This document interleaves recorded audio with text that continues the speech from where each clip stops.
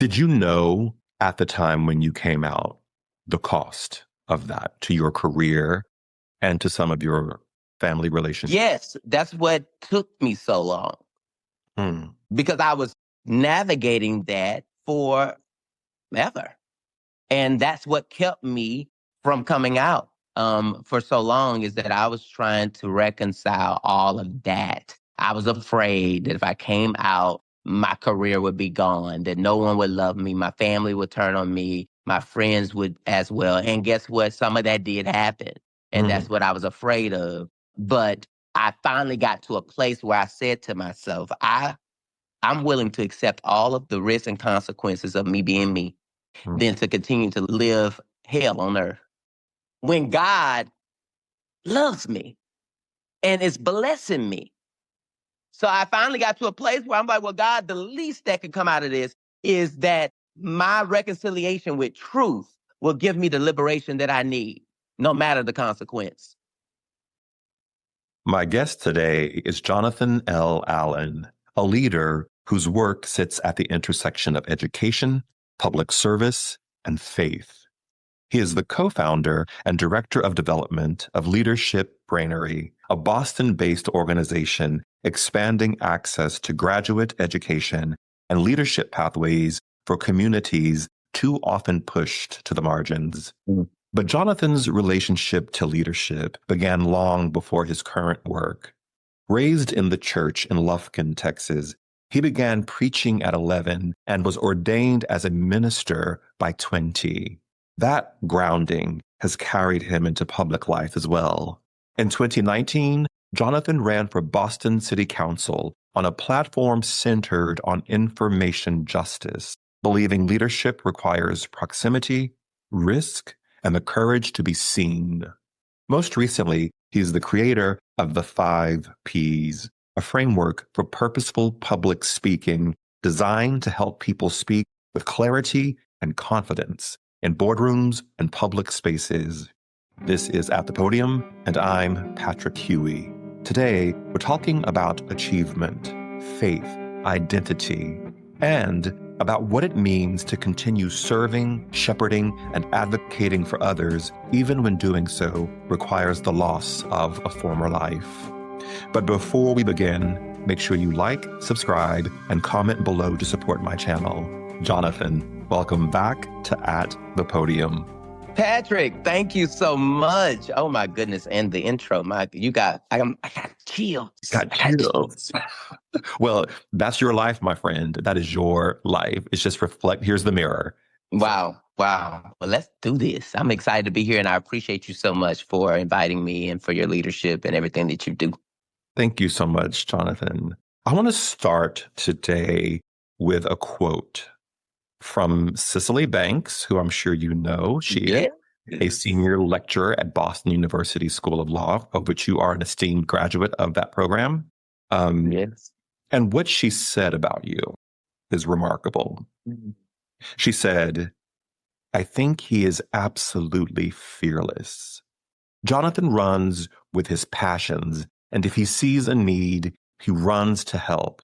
And when he does, he has the empathy, the emotional intelligence, the smarts, and the skills to execute. Wow. What do you think when she says that about you? Well, Cecily is amazing. I'm so grateful that she said it. And I think I remember when Cecily said that in an article when I was running for city council, I think is when someone had reached out to her for a quote. And the fact that she said that in that way, I think she's accurate. I think that is what how I intend to show up. Very purpose-driven, very intentional, very, as I hope, always intelligent around the emotional dynamics at play in our relationships and interactions. And then, of course, with always a commitment and effort to try and get things done. I'm not the type of person that wants to just say I thought about a thing, but that a thing got done. If I see a problem, how can we solve it? And not just how do I solve it, but how do we solve it together is really my mindset. And I think that's exactly the spirit in which Cecily even yielded at. So I'm so grateful. Cecily taught me contracts drafting in law school. And oh my God, it's one of my most amazing classes to be a part of. And she also was one of the early on board members of Leadership Brainery and really helped us to get connected with some really important people and institutions to invest in our work. So I was grateful for Cecily. You know, Jonathan, it's interesting as I was thinking about our conversation today, it's very easy to look at your accomplishments, some of which I went through in that opening. And I was like, how do I make this conversation not feel like a highlight reel for your work, which is important. And I think today I want to talk about what you've built and what the future holds. But I thought today we would start somewhere else in your story. So when I was looking at your life and your work, and Cecily's comment about fearlessness, is a theme that is recurrent through your life.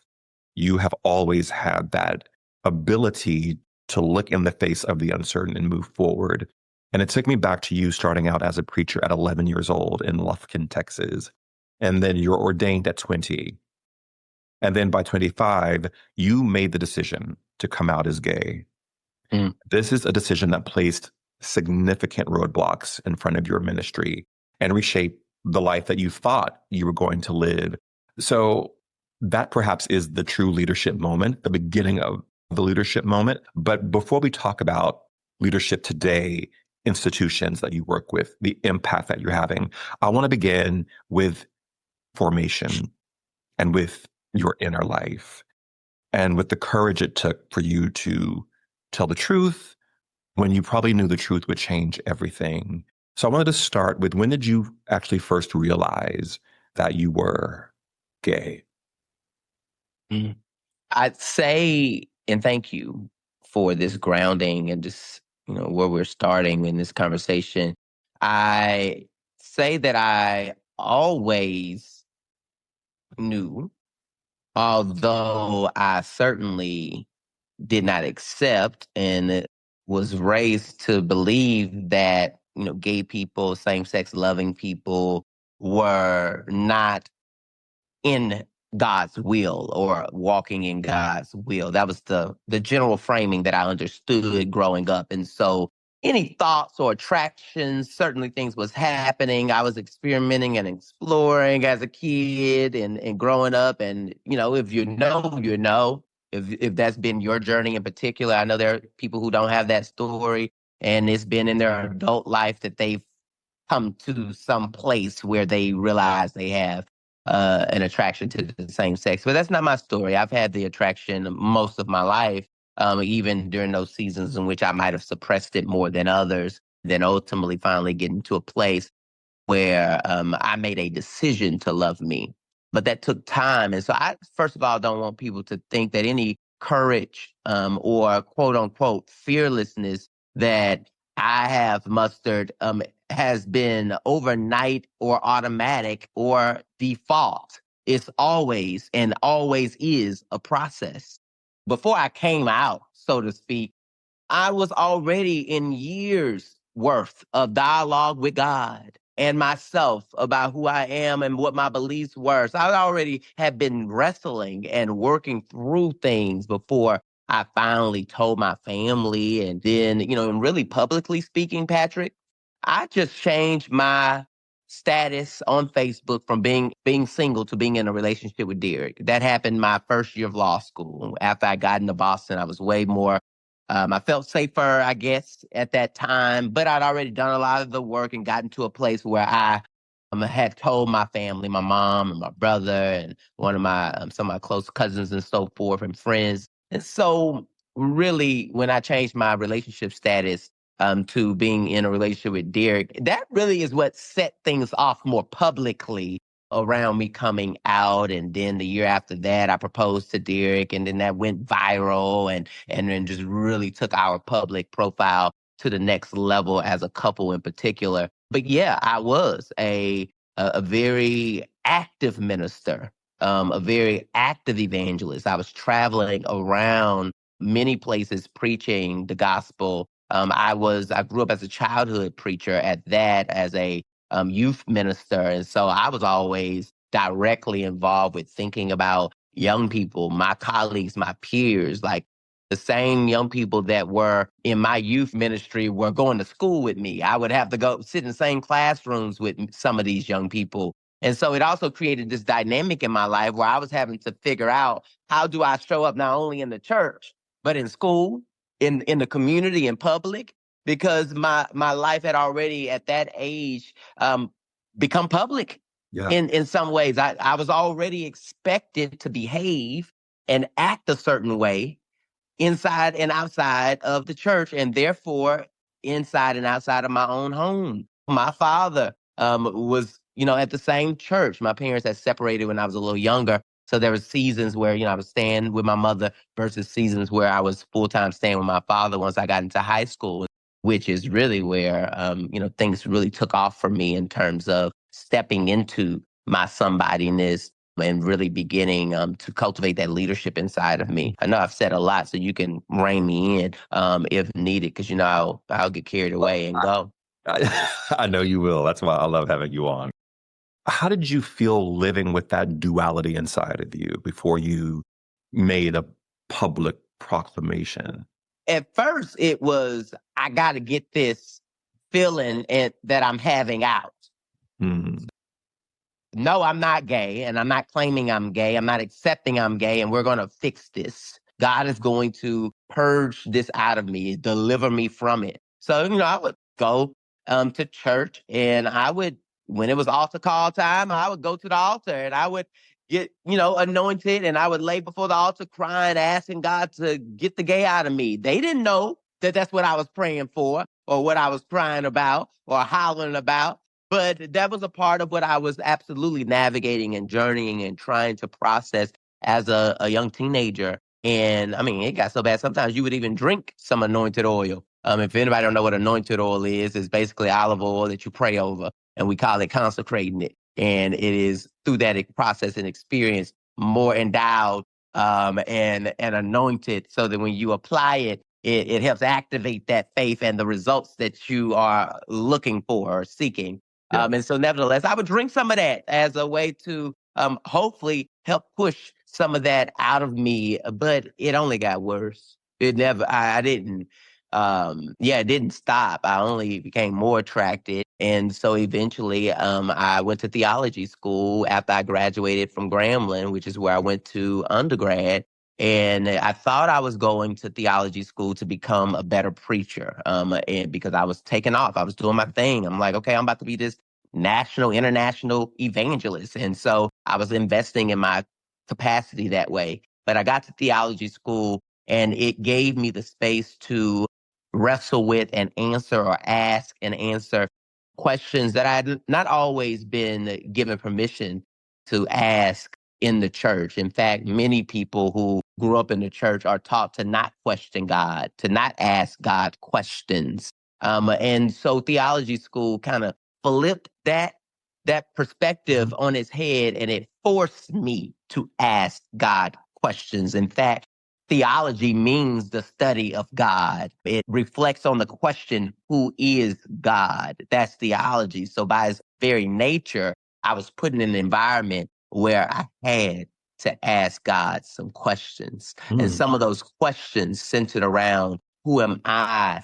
God, do you love me or not? Is something wrong with me because of these desires that I have and these experiences that I'm starting to have? And what does that say about my calling and the impact that people are evidently saying I'm having on their lives as I'm out here preaching and leading in different respects?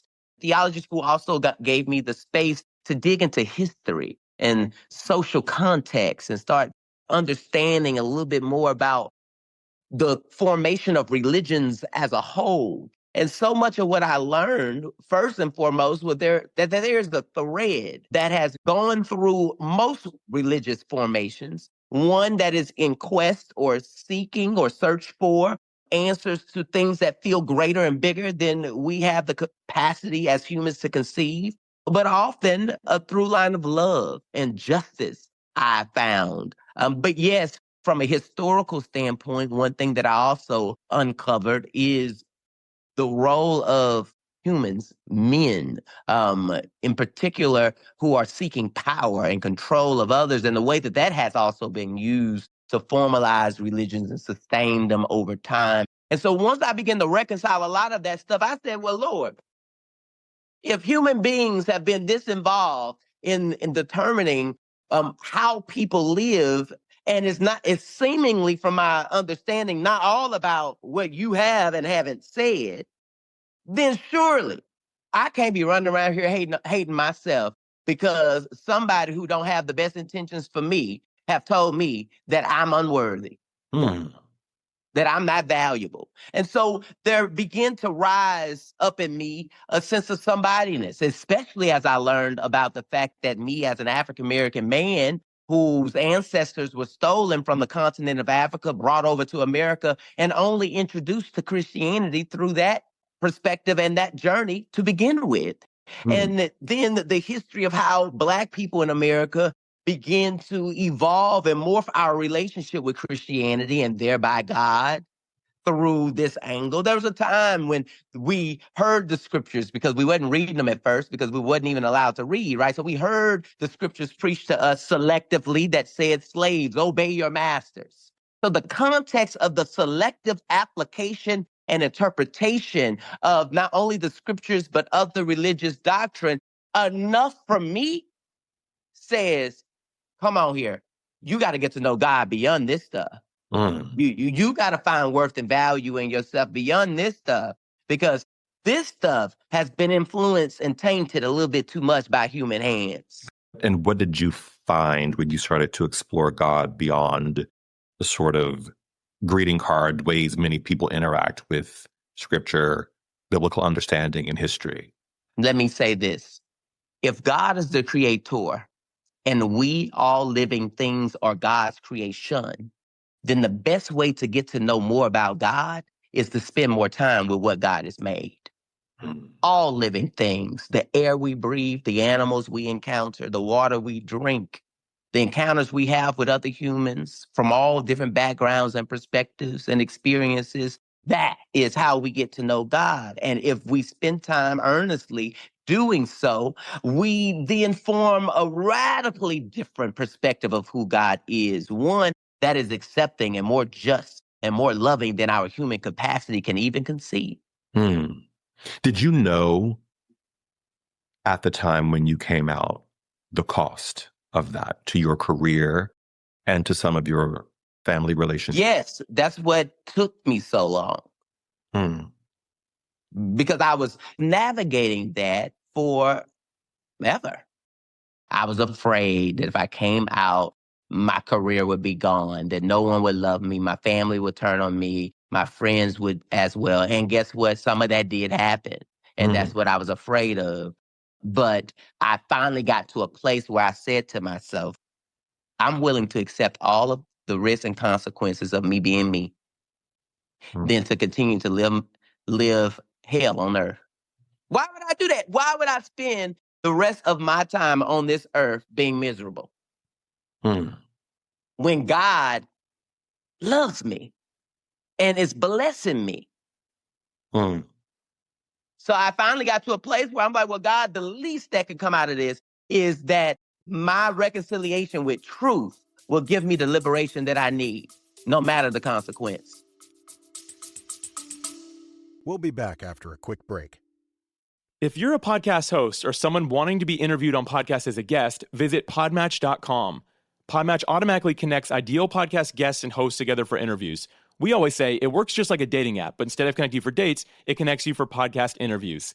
Podmatch has connected over 85,000 guests and hosts together for interviews that listeners love, all while saving you countless hours of administrative work through built-in automations. If you're ready to level up your podcast interviews on either side of the mic, start today by visiting podmatch.com.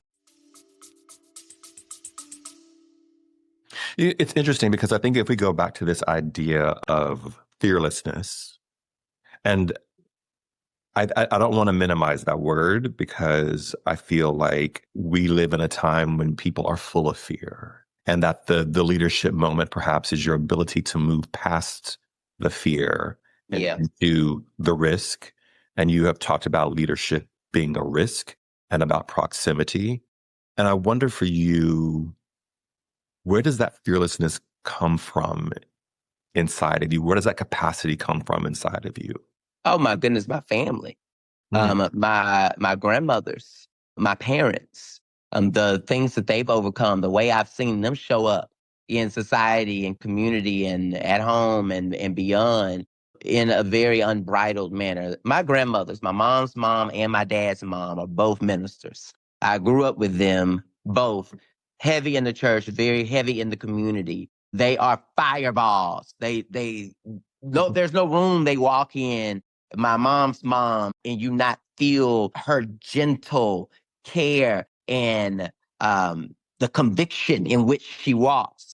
There's no way you encounter my dad's mom. She walk in the room and everybody like, we got to get together. Pastor AJ in the room, right? She's loud and strong, and nothing can sit still in her presence. My dad is a very blunt, direct individual. You laugh at many things he says, but they were not intended to be jokes. But he's very serious. He has a way about being real. That is who he is. And so I take on that kind of keep it real mentality. My mom is very real and direct. She don't play. She's a boss. She's so incredible. And I get that drive that she has. I'm so blessed that I have that from her as well. So you see these people, my mom, my dad, my grandmothers, have really been the anchors and the drivers. I mean, then there's my former pastor and mentor, Pastor William O'Neill, who passed away about a decade or more ago. And his nickname was Keep It Real O'Neill. So I had one of the first people in my life when I was going through ministry. He was the person that on a Wednesday night Bible study was like, Jonathan, I'm 11 years old at the time, maybe 10. Jonathan, you're going to preach soon. And begin to help groom me in that way and train me up to do so. He saw something in me, believed in me, and poured into me. And that lit a fire at a very early age, to be in elementary school already, preaching sermons from the pulpit and actually getting refined development. I wasn't just running around mimicking people, which is, you see some young preachers that way, where really what they're doing is just kind of mimicking, and then you get the social media videos of them doing so. But no, I was in actual ministerial training and processes. I went to classes. I was taught pulpit etiquette, how to sit on the pulpit, how to stand at a podium, what was appropriate, what wasn't. I was taught how to structure a sermon, how to do my research. When I was in elementary school, going into middle school, that's the wavelength I was on. That's what I was doing. When you think about this trajectory of your life and the work that you've been doing, you and I met maybe 5 years ago, and during my time in Boston, towards the beginning stages of Leadership Brainery. We talked about before the call is in its 8th year of existence, which is incredible. I want to talk to you specifically about Leadership Brainery, because I feel like Leadership Brainery sits at the center of enormous cultural, political, and educational tension in the world today. And this may be a redundant question, but I want to know how you and Derek keep going in the face of these incredible obstacles that are being placed in front of the work that you're doing by the current social contexts and constructs that we're existing in today. I appreciate the question. And it is hard. It is difficult, not just for us, but for so many who are working to help folks with their backs against the wall, as Dr. Howard Thurman would frame it.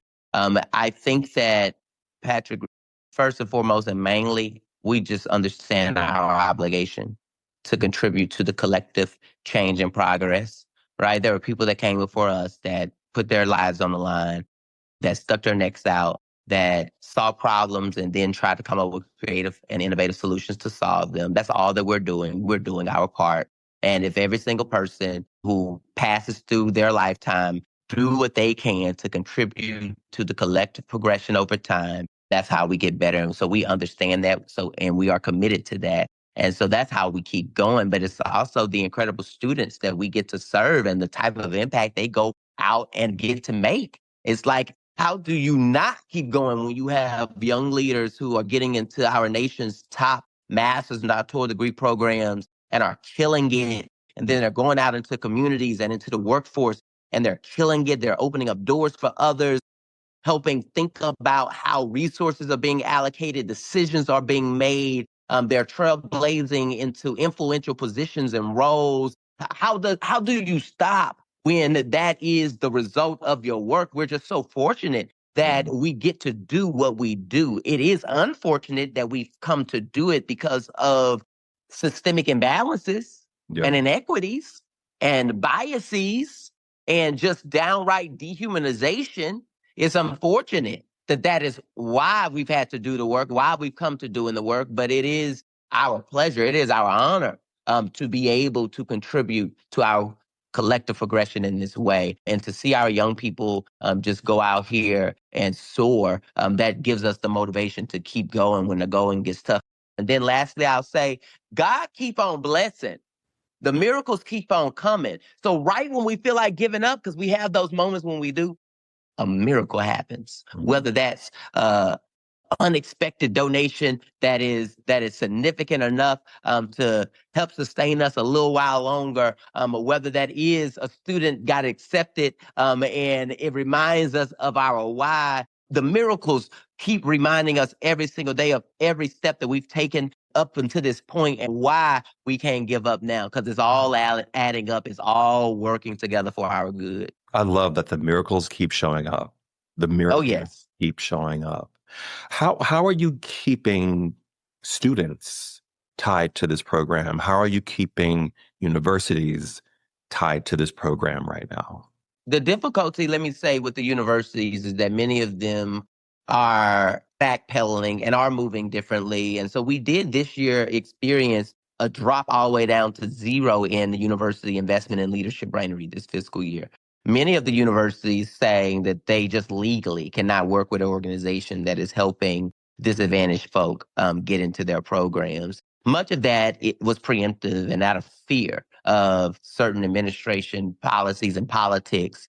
And so we are experiencing a lot of shift, even on the corporate side, where we have corporate sponsors who have, withdrawn or backpedaled their support. And it's similarly because of D&I rollbacks, which is so unnecessary and unfortunate, and is a major distraction and detraction to not just our work, but to everything that is happening in terms of organization, community mobilization to uplift our communities. But to our students, we are, one, trying to keep them abreast of the different changes and shifts that are happening, but always and consistently reminding them of their sense of somebodyness, reminding them that they matter, reminding them how brilliant they are, and reminding them that we need them, not just Leadership Brainery, but we all need them in our societies, being our doctors and our lawyers and our professors and our dentists and our therapists and our financial advisors. And the list goes on of the various occupations that either require that you have a master's or doctoral level degree or some type of certification, or those that even preference it. Private equity and wealth management, venture capital, and all of those other fields where people do access crazy wealth generating opportunities, but where we obviously see it has been held for a very specific few, and especially those few being white men, white straight men in particular. What is the impact if that representation decreases?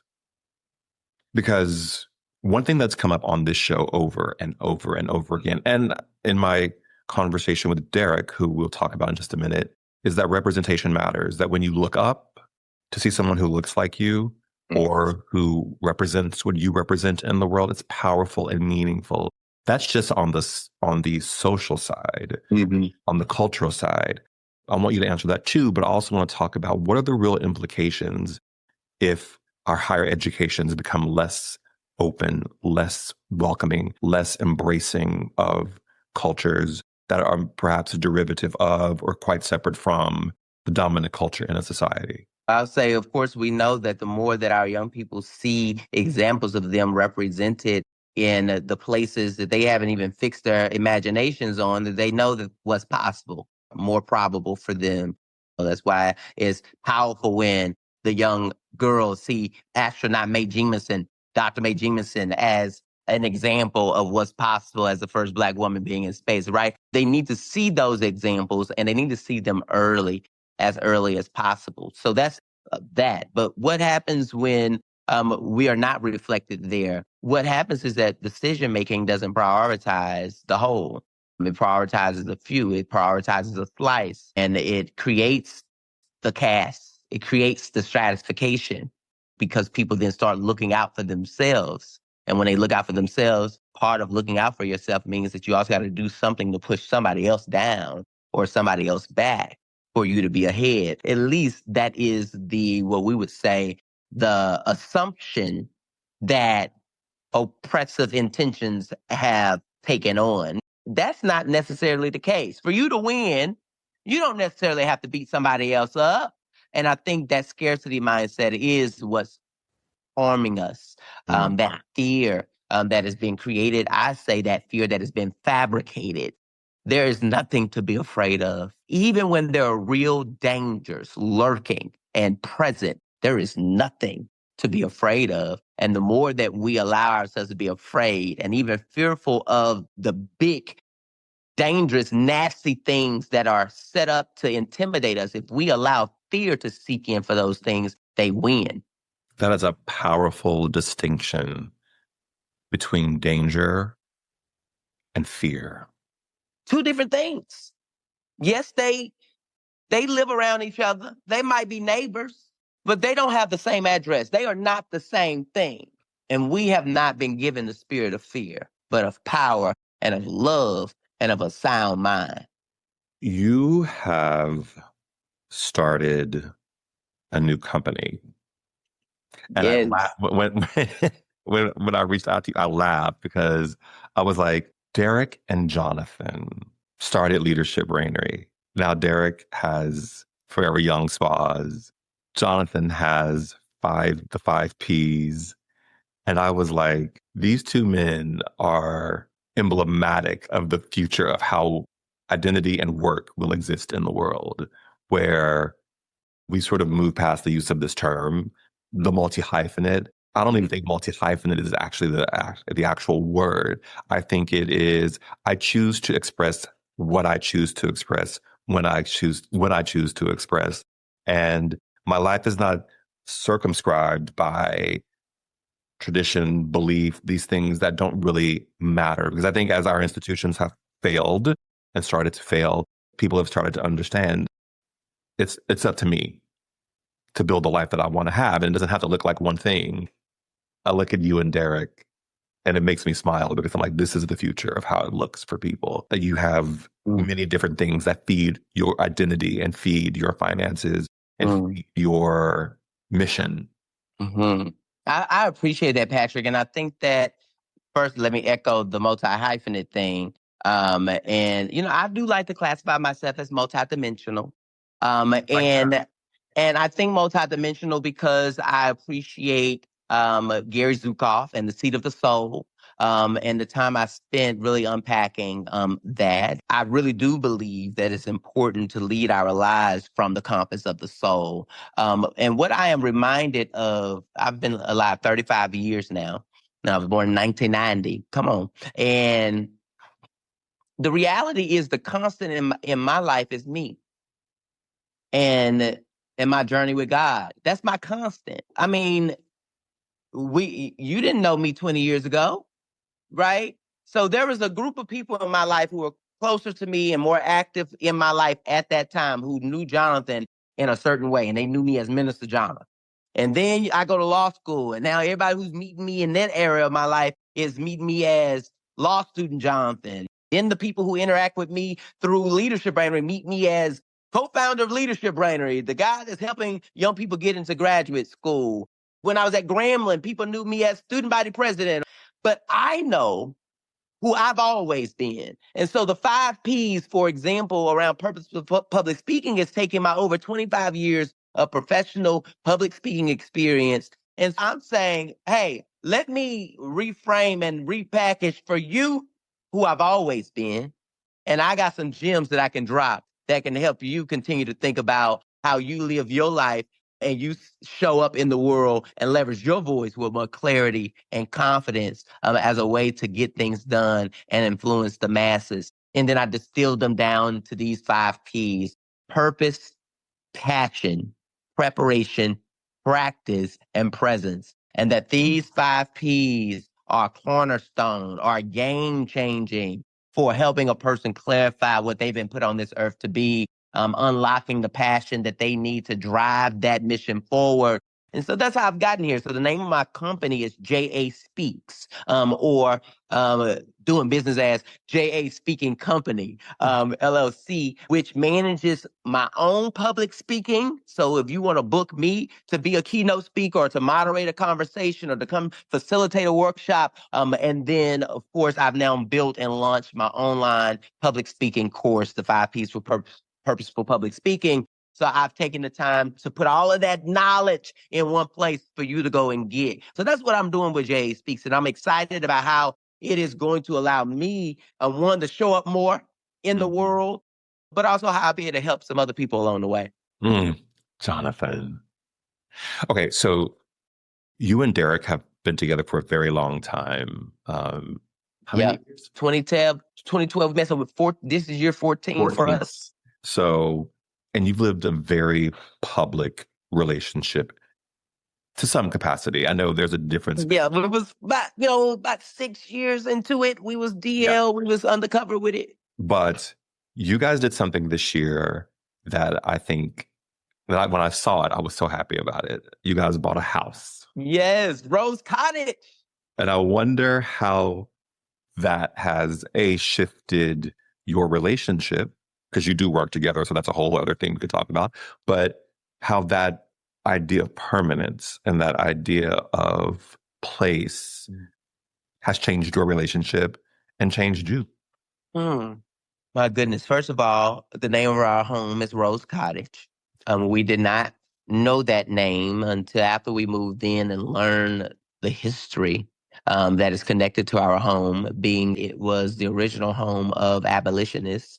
And that spirit and mission of people who lived in this home continued. I mean, obviously, and now look at us. We're here still carrying on the liberation movement.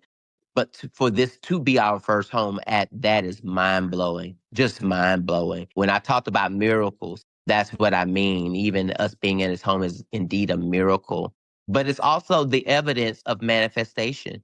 Derek and I took a sabbatical 2 years ago. We took 2 months to recalibrate because we were burnt out. We were also, navigating some things, even in our own relationship. We took that time and came back home, and Derek was very adamant, like, we need a home. We need a home. And we're like, we ain't got no money from the home. But, we started looking up the home buying process and some of the assistance programs that they have for first-time home buyers and everything. And then we hit a roadblock even with those programs, which made it even difficult for us to even see buying a home in the near future. Long story short, without divulging too many details here, y'all, God blessed us with a miracle, a life-changing miracle, enough that we were able to buy this home much faster than we had anticipated. And here we are now. We're selling in. We're learning so much about home ownership. It's a whole other world. Woo! You know what? Everybody wants to celebrate your glory, but they don't know your story. And so it's a big responsibility, obviously, but such a huge blessing. We're in Roxbury, a historic African-American community of Boston. So much legacy, so much history. Malcolm X used to live around the corner. In my own home, we learned that one of the previous owners, the legendary Dr. Erna Ballantine Bryant, hosted a fundraiser for Coretta Scott King here after Dr. Martin Luther King was assassinated, to continue to invest in sustaining the movement and supporting their family. And that's just here. And in the history of this place and this whole city beyond just Roxbury is so immense. So for us to also be home owners in Boston is really extraordinary and so powerful. And obviously for our families, not just me and Derek, but when we think about where we come from, this is a major shift in the trajectory of our family. We don't have kids. We've been having a lot of conversations about if we should have kids or not. And when I see other people with their kids, I be like, hell no, y'all can keep that. I have my days where I'm feeling like I want to be somebody's father. So we will see. I'm very open to it. I'm not closed door to it, but I'm definitely probably not pressed, especially when I be on them airplanes and all y'all kids be doing all that crying. And I'm like, Lord, come on, I do not. And I plan on taking more flights. So a whole bunch of that, but right now we have two cats, Ebony and Platinum. And unfortunately, our tortoise, Frankie, of 10 years, just passed away earlier this week. And so we are, navigating that. Rest in peace, Frankie. But that's what our home looks like right now, and we'll see where we go. But it's such a beautiful place, built in 1845, a Gothic revival cottage. One of a kind, one of the very few left in the entire nation. And so for us to occupy this history is really powerful. It's beautiful, the synergy that you bought a house and have a home with Derek and the cats, and formerly Frankie. This season of the show, I'm talking about what it means to return home, because for me, this has been a year of returning home on the spur of the moment to get in my car from Los Angeles and drive back to Texas. There was no plan, and what it's unfolding has been quite extraordinary. But I wonder for you, what does that mean, returning home in this season of your life? I appreciate the question. And, as a fellow Texas native, I think a lot about what it means for me to embody my culture, certainly as a Southerner, living in New England, certainly even as a person of faith, and that being everything that I've always known. And even though I'm not preaching in the church anymore, I'm not on anybody's active ministerial roster, although we do belong to Myrtle Baptist Church.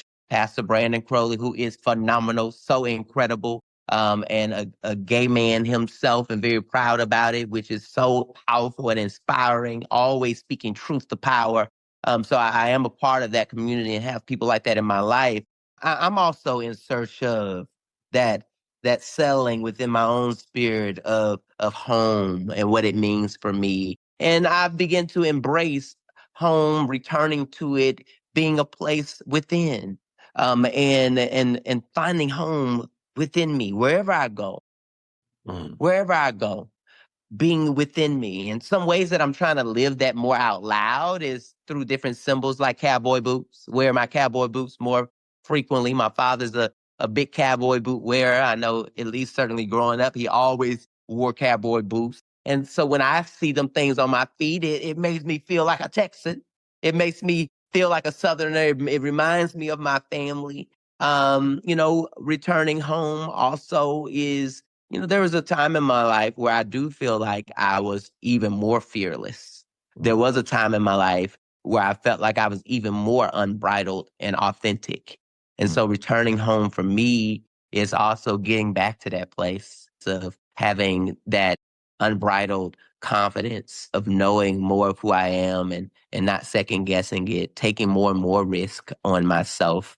Because growing up as a young kid, I was definitely that, and I still have that character, and I still have that personality. But I do deal with way more insecurity today than I did growing up, and some of that has come from the process of me coming out, the process of losing family and friends, and having to recalibrate my sense of worth in the midst of those losses. It's come with the shifts and the ebb and flow in the world around what we say in society is valuable. We see that with how in 2020 with George Floyd, everybody was all up in the air about and excited about supporting Black people. And we're starting to see that recede and go backwards. And so sometimes it takes a jab at your self-esteem when the public is having conversations about your worth and your dignity. Amen. That does something to you when you have to experience that as a Black person, but when you have to also experience it as a queer person. You're seeing your identities being debated on the main stage. Like that does something to a person. And so I have realized the ways in which that has impacted me even subconsciously. And so returning home for me is about unlearning all of the things that have told me that I'm not worthy of dignity and respect. Mm-hmm. I feel you. I feel you. And I think the way you articulated it is quite profound. But I also think a part of that recalibration and that researching is something that I've been living through for a few years. And I've learned to come to it from a place of peace and silence, and also to understand that that moment is the moment when life is preparing you for something else that may not be on your radar even. It may be the thing that you've been praying for and manifesting, but it will be birthed into the world in a different kind of way. And so I'm learning to feel comfortable in those spaces of recalibration. And it is only exacerbated and accelerated by the questioning of your identity and your worth based upon your skin color or who you choose to build a life with.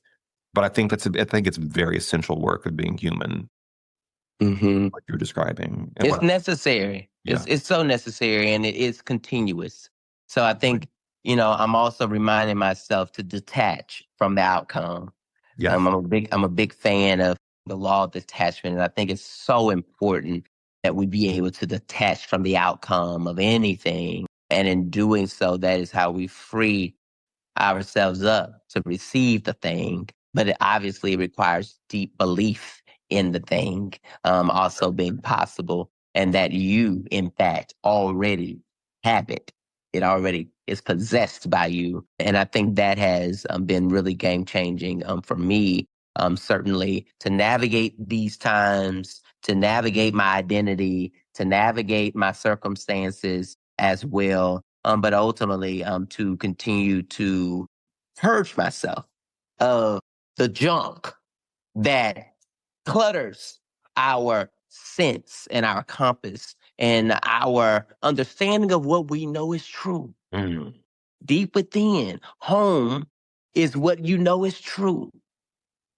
Jonathan, thank you. Thank you so much for your time today. I appreciate you always, and always just so proud of what you are doing there in Boston and in the broader world, because it's necessary. We need the fearless people right now.